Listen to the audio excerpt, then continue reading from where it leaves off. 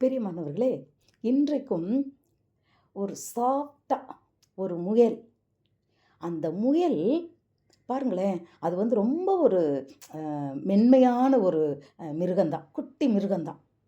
இந்த சின்ன அந்த முயல் கன்மலையின் மேலே போய் அழகா தன்னுடைய வீட்டை கட்டுதான்.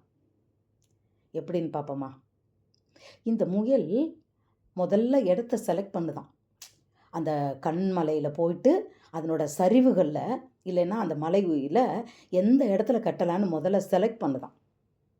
அதுக்கப்புறம் என்ன பண்ணுதான், செலக்ட் பண்ண இடம் வந்த உடனே தன்னுடைய கால், அந்த 4 கால் இருக்குல்ல, அதில் முன்னங்கால்களில் இருக்கிற அந்த நகத்தினால அந்த இடத்த தோண்டுது. இடத்த தோண்டி பள்ளம் உண்டாக்கணுன்னே. இப்போ அதனால் போய் அதில் இருக்க முடியாது. ஏன்னா மண், அந்த கல் ரொம்ப கடினமாக இருக்கும். அதை எடுக்கிறது கஷ்டம் பிரியமானவர்களே.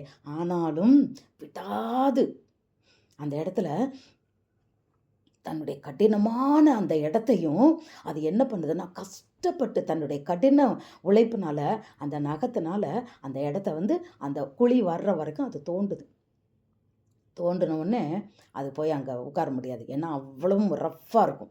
அது மென்மையான உடல்.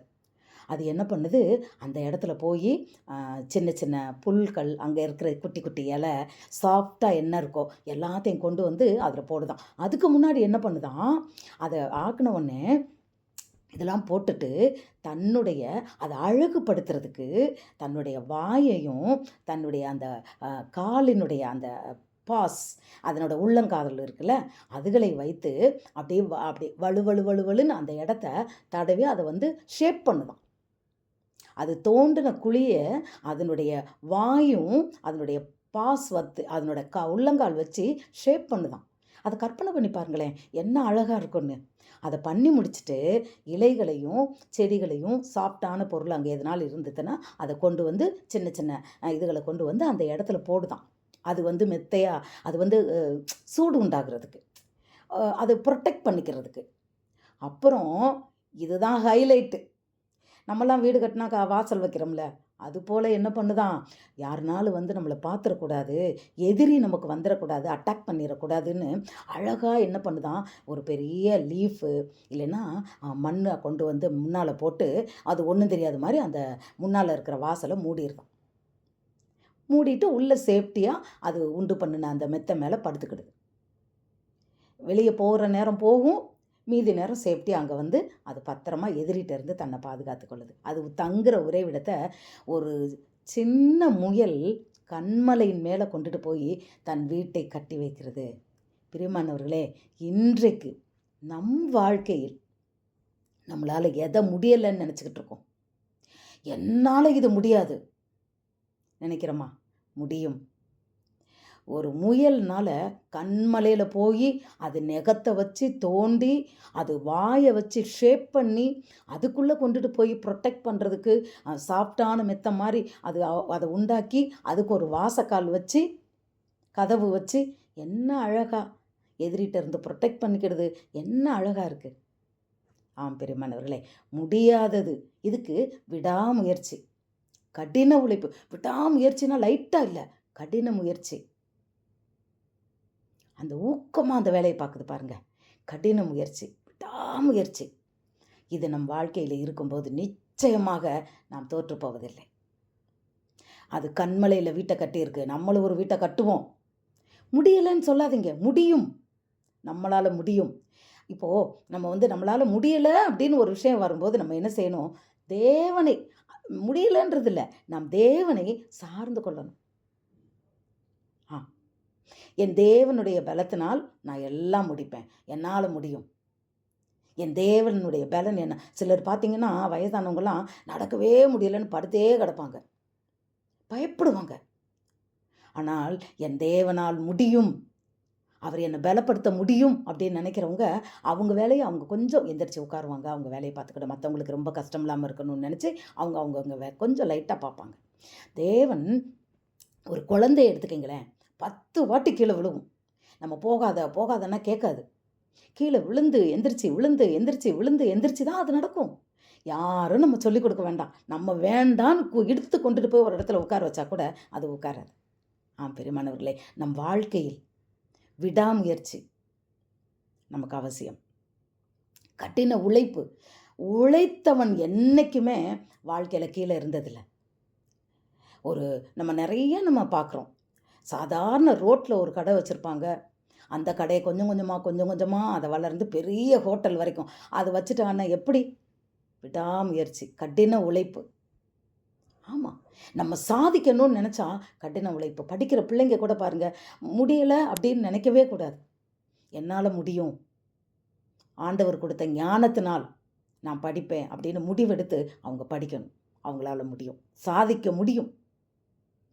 ஆண்டவர் எல்லாருக்கும் மூளை, கண், கை, கால் எல்லாத்தையும் அவர் கொடுத்துருக்கிறார். இருதயம், இது எல்லாம் யாருக்கும் அவர் பட்சபாதம் பார்க்கல.